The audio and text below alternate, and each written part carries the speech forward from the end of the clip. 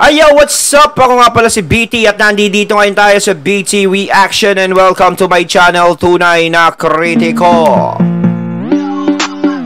At meron tayong panonooring video ngayon. Ito po ay nagmula kay Balitang Pinoy TV. Sa mga hindi pa po nakakabisita sa channel ni Balitang Pinoy TV, bisita na po kayo mga katunay. At kung hindi pa kayo nakakapag-subscribe, subscribe na din po kayo mga katunay kay Balitang Pinoy TV. At syempre, huwag nyo rin po sana kalimutan na mag-subscribe dito sa channel ko sa Tunay na Kritiko. Sa mga hindi pa nakakapag-subscribe, and click the notification bell para maging updated po kayo sa mga reaction videos na aking ilalabas. At huwag na natin pagtagalin at sabay na nating panoorin ang laman ng video na hatid sa atin ni Balitang Pinoy TV at bibigyan natin ng reaksyon.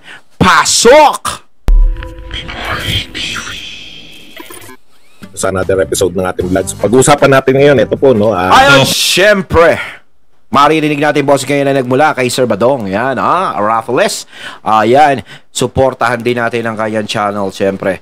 Pagpatuloy natin. Kung talagang susunod sila kay Presidente, sige, Sir President, din namin i-impeach, papasukin nilang ICC nang magkaroon ng warrant of arrest, yung mag-ama at mawala na sa politikang Pilipinas. Para may pito. Well, yan po talaga ang mas malawakang larawan kung anong nangyayari. Para po talagang nagdeklara ng gera itong si Speaker laban sa mga Duterte.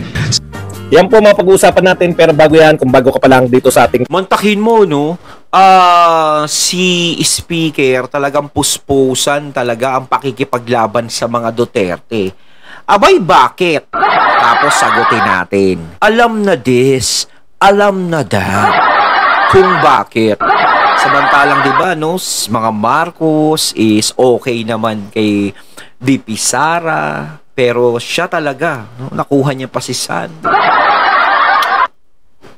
Channel, mag-subscribe ka na. Motive! Lalo ko lang ang tayong channel na may kinikilingan, may pinapanigan. Una sa balita, huli sa impormasyon, kaya ano pang hinihintay nyo? Pindot na, okay? Pag-usapan po natin, no? Sa ICC, itong House Resolution number 1477, urging the appropriate Philippine government departments and agencies to extend their full cooperation to the Office of the Prosecutor of the International Criminal Court, o ICC, with respect to its investigation of any alleged crime within the jurisdiction of the ICC, including, but not limited to, the crime against humanity of murder committed in the Philippines in the context of the so-called War on Drugs campaign. Ano po masasabi ninyo? Well, tingin ko, yan ay kontra Duterte pa rin. At kontra VP Sara pa rin yan dahil ang nababalita ay kasama na rin daw doon sa mga imbestiga na ICC ang VP Sara.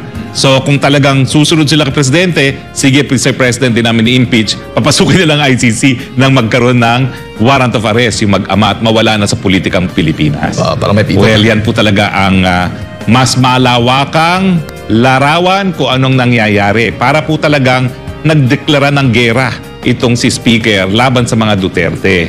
Sa akin naman, wala namang masamang tinapay na ipinakita ang mga Duterte sa kanya. Until siya ang gumalaw na tinanggal si PGMA bilang isang senior speaker, no? At sa akin naman, hindi naman niya maaalis yun dahil nung kampanya, alam naman niya na dalawa sila ni PGMA ang palaging kasama ni VP Sara bilang chairman ng lakas, no? Si Speaker nagpapakilala kay VP Sara at si PGMA palagi namin kasama kahit saan man kami mga kampanya, no? Napakahirap gawin yun dahil ako nga, mas bata ako sa kanila, pagod na pagod ako talaga doon sa kampanya. Mantakin mo sa edad ni PGMA, kasama pa siya kahit saan. Napagod tuloy si Attorney Harry. Kasi Attorney Harry, iwas muna sa mga pork. Kasi Attorney Harry, no, binoto ko din yan. Natutuwa kasi ako kay Attorney Harry. 'Di ba? Sa mga magaling siyang ng mga problema, 'di ba? Siyempre attorney yan eh. Attorney, baka naman. So ngayon, ang nakapagtataka is ito nga po, no. Ito yung dahilan kaya ang aking tingin baka mamaya hindi rin masunod ang PBBM. Kasi nagsalita na talaga si PBBM. Ewan ko kung makikita nyo yung footage na yan. Kung meron tayong footage, tanungin natin dito sa ating mga kasama rito sa SMNI. Sinabi po yan ni PBBM nang ibinasura ng Appeals Chamber yung hinain ng Solgen na dapat hindi nga magtuloy ang investigasyon ng ICC at nabasura po yan. Alam nyo doon sa decision na yon, talagang binatikos ng Appellate Chamber. Ang OSG kasi mali-mali ang mga pinagagawa. Kaya kung ako'y umiinit pong ulo ko dyan, talaga naman po may dahilan. Nakita po talaga doon. Nako, Ay nako, sa mga susunod na araw, papakita ko sa inyo kung anong sabi ng Appellate Chamber na puro kapalpakan na OSG na ginawa ron. Kasi alam niyo, to begin with, hindi nila kinwestiyon talaga yung jurisdiction. Yung pinaka-fundamental question is, dahil nagbitiw na ang Pilipinas sa ICC, pwede pa bang magtuloy? Abay, hindi sinagot. At ang sabi lang nila, gumagana hukuman na sa Pilipinas. Pero dalawa po yan eh. Dapat pumayag ang Pilipinas, nagbigay ng kanyang consent, at bukas at gumagana mga hukuman. Abay, hindi pala nila sinagot at hindi nila inargue na nung naging epektibo ang ICC, wala nang karapatan magsimula ng preliminary investigation ng piskal ng ICC. Ang sinimula niya, preliminary examination, pero hindi po yan kabahagi ng hukuman. Bakit ko nasabi yan? Kasi nga po, nung binuo yung ICC, tumututol ang mga Amerikano, napakamakapangyarihan ng prosecutor. Pwede niyang idemanda mga nakaupong presidente. So anong pananagutan niya? Sa Amerika, halal po ng taong bayan ng prosecutor. So gumawa sila ng isang innovation, bago, para lang mapagbigyan ng mga Amerikano. Gumawa sila ng pre-trial chamber na magbibigay ng confirmation sa lahat ng gagawin ng prosecutor. At ang sabi ng dalawang dissenting judges doon sa Appellate Tribunal, yung jurisdiksyon ng hukuman ay natitrigger kapag humingi na ng formal na abiso ang prosecutor sa pre-trial chamber na magsimula na ng preliminary investigation. Ang problema, nagbitiw na tayo bago pa man humingi ang prosecutor ng abiso na magtuloy sa preliminary investigation. So talagang wala na pong jurisdiction, pero ang sabi po ng parehong pre-trial chamber at ng appellate chamber doon sa hinain ng OSG, hindi nyo sinabi eh. Alam mo talaga, ako naman kasi nasyak eh. Kasi talagang palay pa na yung pulong namin dyan. Ako naman hindi nagbubuhat ng sariling bangko, pero ako lang naman yung Pilipino na nandyan sa list of counsel ng ICC. Wala naman sa plano namin yung ginawa ni Solgen, na biglang nag-file lang kung ano-ano, na dapat ang in-issue lang yung issue ng jurisdiction. Wala nang iba dahil umalis na tayo, naging epektibo na yung pag-alis natin bago pa magsimula ng preliminary investigation ang piskal. Pero yan po ngayon ang ginagamit nila. Kasi, ito pong nakakatakot ha, nabasura yung apela ng Pilipinas, ng Solgen, at the same time nakasaad sa Rome Statute, isang beses mo lang po pwede gamitin yung lack of jurisdiction. So ang issue, kaya pa bang gamitin muli ang lack of jurisdiction? Well, ako naman po, hindi ako natatakot dyan. Dahil nung nagsampa naman ng Solgen, wala naman siyang kliyente eh. Ang International Criminal Court, taong linilitis, hindi estado. Pag meron nang nasampahan ng mga akusado dyan, may karapatan sila ngayon pumunta sa pre-trial chamber at questionin ang jurisdiction. Ako, hindi ako lalabas bilang tinalaga ng abogado ni Presidente sa ICC. Hindi ako lalabas sa issue ng jurisdiction dahil malinaw po yan. Bumitiw na tayo bago nagsimula ng preliminary investigation ang prosecutor. Ang sinimulan lang nila habang tayo po ay miyembro pa ng ICC, preliminary examination, bali wala po yun. Kasi yun, hindi pa talaga kabahagi ng proseso sa ICC. Ulitin ko po, dahil nga sa objection ng Amerika, nagkaroon sila ng pre-trial chamber confirmation. So yung jurisdiction talaga ng hukuman nagsimula lamang, yung trigger, dalawa po kasi yan eh, jurisdiction para litisin ng krimen at saka yung trigger kung anong tatanggapin ng hukuman. Galing talaga magsalita ni Harry Roque, no? Yan ang mga kailangan natin sa Senado eh. Kung bakit natalo sila, no? Talaga, totoo. Kita niyo naman kung paano magpaliwanag si Harry Roque.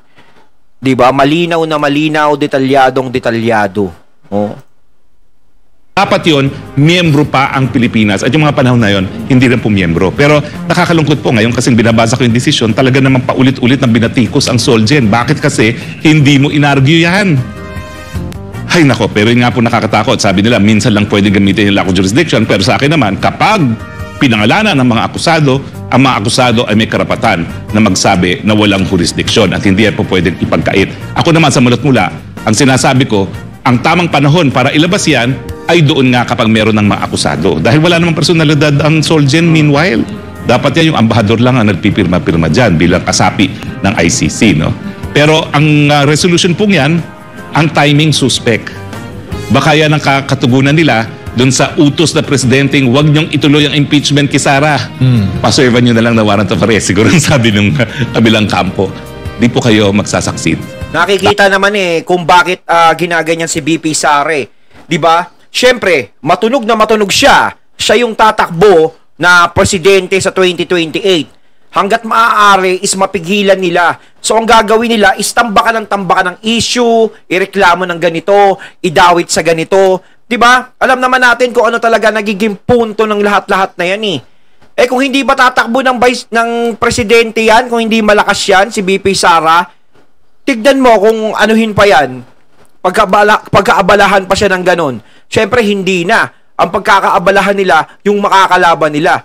Oh, alam nila kasi kapag malakas ang tao, yan, malakas yan, kailangan hanggat maaga pa, is, hilahin na natin pababa to, anuhin na natin to, para tayo ang mangibabaw sa susunod na eleksyon. Pero dito lumalabas, no, ang aga-aga pa nilang trabahuhin si BP Sara. Ito sasabihin, hindi naman namin ginagawa yung ganito eh. Wala naman kaming na ganun ang gusto naming mangyari. Hindi naman, di ba? Bakit lang si BP Sara lang yung napapag-initan? No, pati si FPRRD. O sige, pagpalagay na si FPRRD, napapag-initan nyo dahil sa mga nagawa ni FPRRD noon. O ngayon, si BP Sara, sinadamay nyo pa. Ano yun? Bakit ganun? Bakit dati? Diba? Hindi nyo siya mahabol-habol ng ganyan. Hindi nyo siya nakikisama pa kayo sa kanya nung vice president siya. Pero nung natutunugan nyo na tatakbo siyang presidente, tapos naghahanga din kayo sa posisyon na yon, na alam nyo makakalaban nyo siya, saka nyo siya ginaganyan. O, diba? Eh kung magsalita si BP Sara na hindi siya tatakbong presidente, tignan mo! Tatantanan na siya ng mga yan. Nagsasabi dyan. Pero pag si BP Sara is talagang nagdeklara na tatakbo akong presidente sa 2028, ayan na, babakbakan na siya ng babakbakan niya. Doon mo makikita kung sino yung mga tao na mapaghangad sa posisyon. Diba? Imbis na isipin yung kapakanan ng mga taong bayan dahil maaga pa ang eleksyon at magtrabaho muna. Diba? Hindi. Abalang-abala sila kung paano bababagsakin ng isang magiging mahigpit na kakompetensya nila. So, matatapos ang termino nila na puro ganun na lang ng ganun. Diba? Matatapos ang termino nila sa pagbibira sa mga Duterte, ayaw nilang tigilan. So, pag 2028 na, dire-diretso pa rin. Lalong-lalo na kapag eleksyon na, mas lalong magiging mainit ang batuhan yan. Dahil gagawin kong lahat ng aking makakaya bilang abogado ng ICC para po matupad ang ating pinirmahan sa ICC na papayag lamang tayo na ang ICC ay magkakaroon ng jurisdiction as a court of last resort. Lahat po ng demanda dapat dito muna sa Pilipinas sinasampa. Tama. At gagamitin na natin yung sinampang kaso ni Franz Castro upang patunayan na wala pong dahilan para sa ibang dayuhang at banyagang hukuman magsampa ng... Kasi hindi naman sila pwede agad-agad dito eh. Dapat dito muna sa atin. Kaya nga tayo merong dito eh. O sa Pilipinas. Tapos ibang bansa magdidesisyon. Kaso labang kay dating Presidente PRRD, pwede po dito sa Pilipinas at tinanggap nga ng Piskalya at ngayon po ay nagkakaroon na ng preliminary investigation. Kasi kayong mga dilawan, mahihina talaga utak nyo. Akala nyo natatakot kami sa ICC. Hindi na nga member niyan eh. Sinasabi ko sa iyo, nilalatag ko sa iyo. Alam ko naman kung bakit ka rin narito kahit dilawan ka eh. May natututunan ka rito para matuto ka. Pag hindi ka na member, wala na silang jurisdiction. Ikalawa, ang tawag dyan kaya international, inter means at least 2 bansa ang involved. International. Etong kaso natin, national lang. Local lang. Pilipinas, Pilipino biktima, Pilipino yung supposedly. Yun po yun. Ayon, at ating natunghayan ang video na nagbula kay Balitang Pinoy TV. Ayan si Senator Harry ay nasaksihan nyo mga katunay ha. Ayo, ano masasabi nyo tungkol dito? So once again, I'm BT and I'm out. Peace.